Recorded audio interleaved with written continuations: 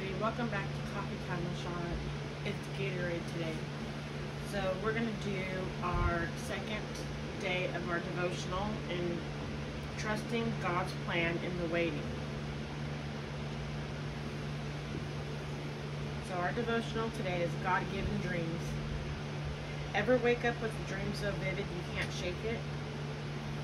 Many times I've dreamed I lost a tooth. I'd wake up panicked that my tooth was loose, only to realize that it was just a dream. Joseph's story starts out with a dream. Well, actually, two dreams. But these weren't any ordinary dreams. They were prophetic glimpses into Joseph's future.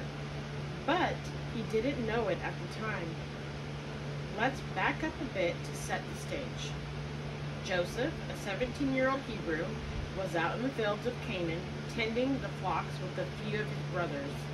Side note, when reading the Bible, I like to ponder every detail.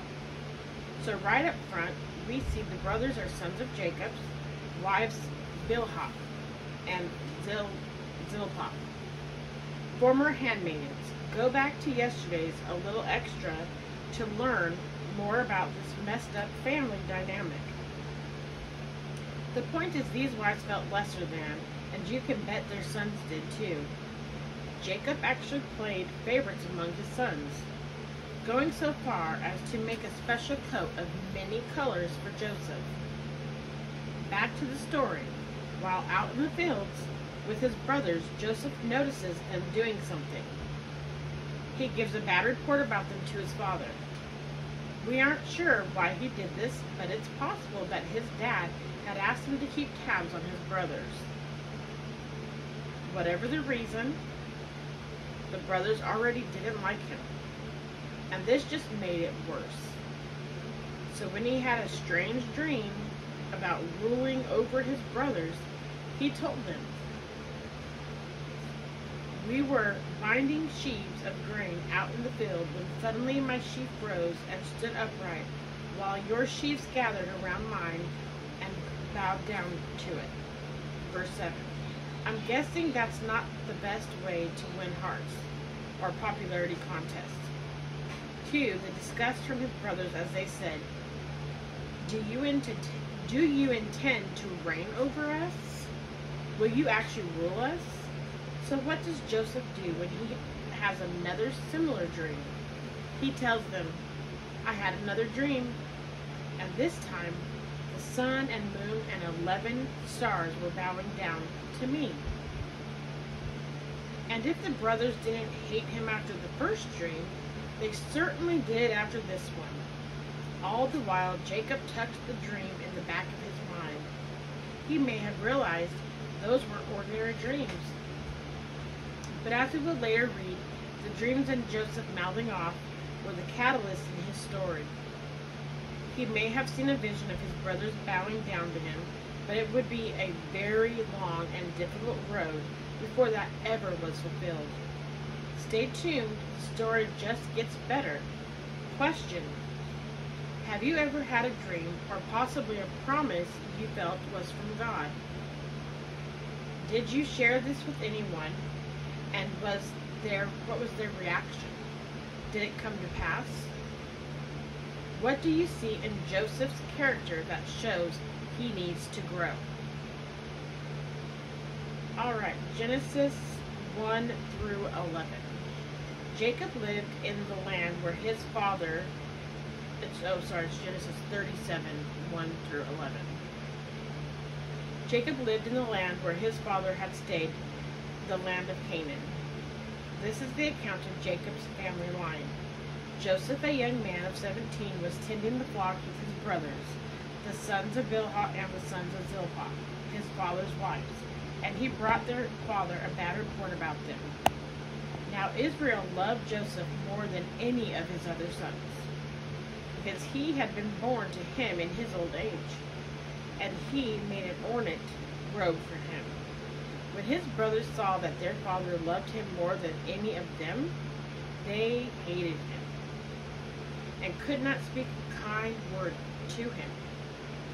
Joseph had a dream, and when he told it to his brothers, they hated him all the more. He said to them, "Listen to this dream I had. We were binding sheaves of grain out in the field when suddenly my sheaf rose and stood upright, while your sheaves gathered around mine and bowed down to it." His brothers said to him, "Do you intend to reign over us? Will you actually rule us?" And they hated him all the more because of his dream and what he had said. Then he had another dream, and he told it to his brothers. "Listen," he said, "I had another dream, and this time the sun and moon and 11 stars were bowing down to me." When he told his fathers as well as his brothers, his father rebuked him and said, "What is this dream you had? Will your mother and I and your brothers actually come and bow down to the ground before you?" His brothers were jealous of him, but his father kept the matter in mind.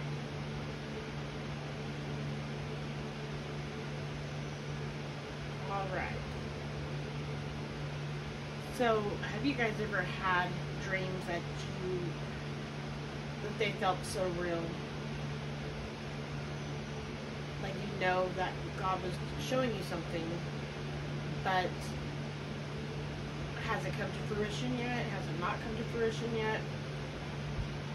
I have had some of those dreams, and I've had some come to fruition. That's why I've moved from the west coast to the east coast. From God telling us we were going to be leaving California to come to Newbern, North Carolina, where we are currently at now. My husband said no, and I kept telling him, yes, God is telling me this. Well, within a year, God made the way, and we moved cross country. Myself, my husband, my, at the time, 2-year-old son, and our 2 dogs. So, they do happen. Just hold on to that. They may not happen right away. It could take a while. It's all in God's timing. So, thank you for watching this video tonight with me. If you like it, please hit the like button. Hit the subscribe button so you can subscribe to our channel. Also, hit the notifications bell so whenever we drop a video, you will be notified. Comment below if you have any questions, any prayer requests, whatever you have. Also, you can email us at rooftopministries22@gmail.com. Thanks again for joining me. Have a blessed night, y'all. Bye.